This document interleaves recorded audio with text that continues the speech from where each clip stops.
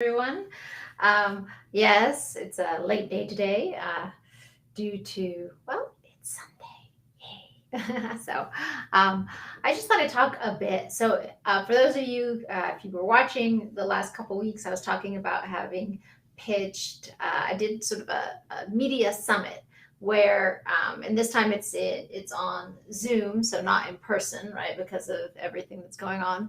But you pitch 80 different media outlets. Hi, Louise.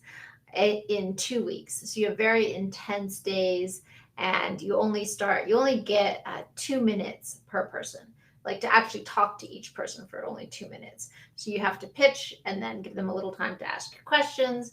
And then they say, I think this is going to be suitable for our media outlet or not, right? So that's what was going on.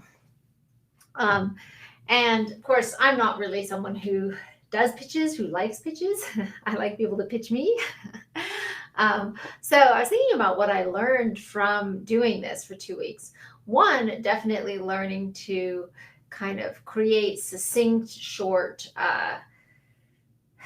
like pitches about kind of what it is I'm doing, or ideas for stories for people.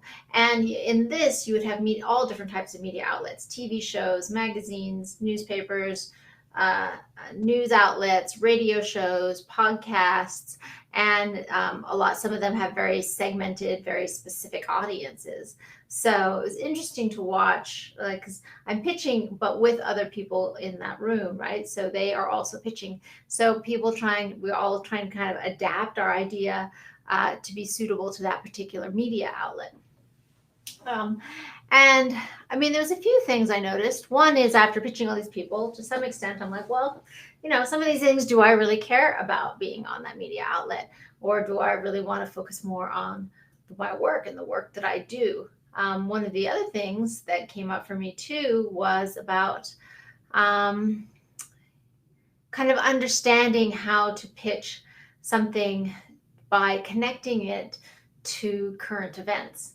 So that's another thing that's really interesting. If you like going on and like looking up newspaper articles, or looking up articles or things like that, and giving people statistics giving the media statistics, something maybe they don't know, and tying the pitch to something like that, right? So one of the things I talked about yesterday was that, right? And things like, why does sexual harassment not work? They've done studies that show that sexual harassment training actually, and discrimination training, I guess, too, actually sometimes has a more detrimental effect on the morale and the attitudes of the people in the company. So why is that? What's going on with that?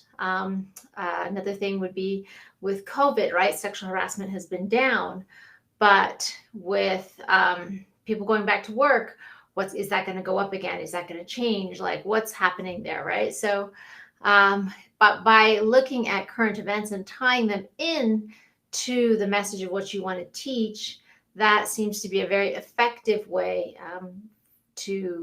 for media to be able to quickly say, hey, yeah, that sounds good. Let's talk. Let's see if we can put that in. Because one of the things is they're moving very, very quickly. And so you have to, as the person who wants to go out and bring attention or awareness to a topic or a subject that you want to bring awareness to, you kind of have to help them do their job by tying it in. So that was a lot of what I was seeing, how much kind of that they need help doing their job, which is even figuring out what's the title, what's the pitch, what's the storyline, and then, what's the hook and what's the content. A lot of times interviewers want you to send them questions that they should ask you, right? So to a large extent, with such speed happening in the media, I feel like they have less time to really dig into a story. They kind of just want it pre-prepared and packaged for them in the way that they want it already. And that makes it easier for them to say yes. So I think that's true probably of all kinds of marketing, not just media. But it's been interesting doing this. It's also interesting to me how many shows and platforms, like, I feel like these are such important concepts and ideas, and yet how many shows and platforms where people they're like, oh no, that's too heavy for us, so we want light content, Hey, Max, we want something that is, we just talk about cooking or, celebrity gossip or things like that.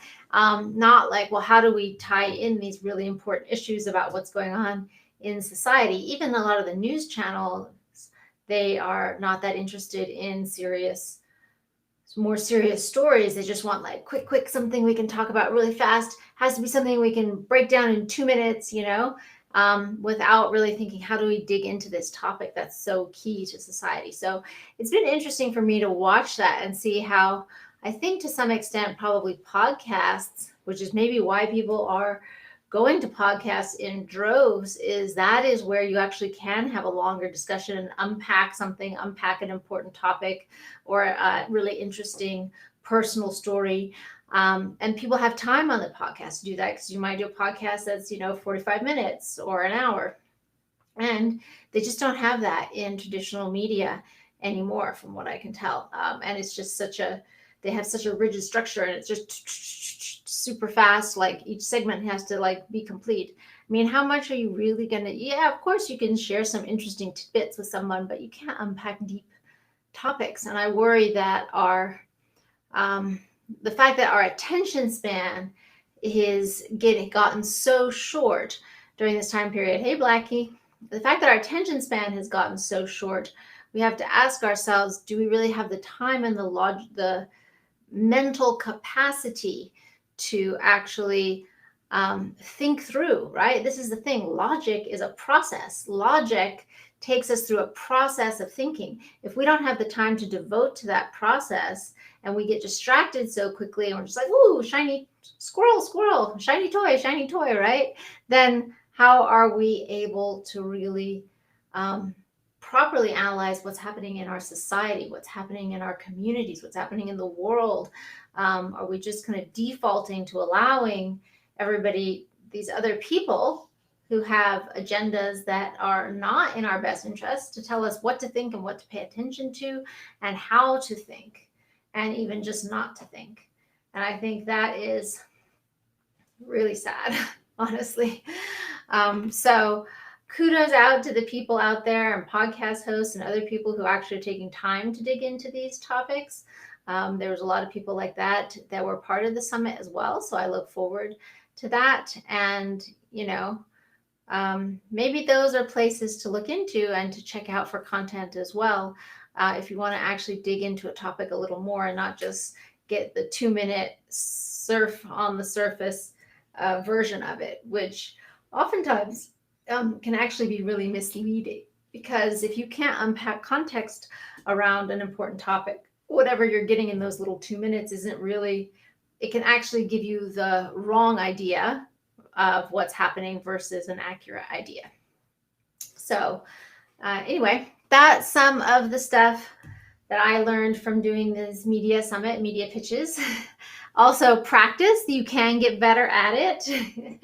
And it can start to feel a little more natural and not quite as exhausting the more you do it and the more you practice it. So that's another thing for people. That was encouraging, I think, to know that you get better. You do it enough times, even if you're not good at it at first and it's not really what you like to do, you do get better. That's what practice is for.